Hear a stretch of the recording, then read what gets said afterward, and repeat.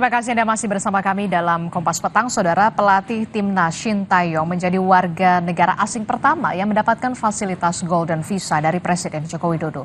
Presiden Joko Widodo memberikan secara langsung fasilitas Golden Visa kepada pelatih timnas Shin Tae-yong saat meresmikan peluncuran layanan Golden Visa di kawasan Mega Kuningan, Jakarta pada Kamis siang. Dengan fasilitas Golden Visa yang diberikan Presiden Joko Widodo, Shin Tae-yong mendapat izin tinggal bagi WNA dalam waktu 5 hingga 10 tahun ke depan.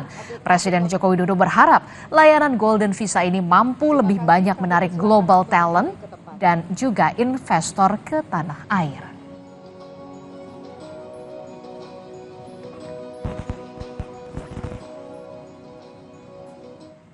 Demikian Kompas Petang. Terima kasih sudah menyaksikan. Saya Adisti Larasati. Saya Tifa Solesa. Selanjutnya Sapa Indonesia Malam. Jadi tetap di Kompas TV. Independen, terpercaya.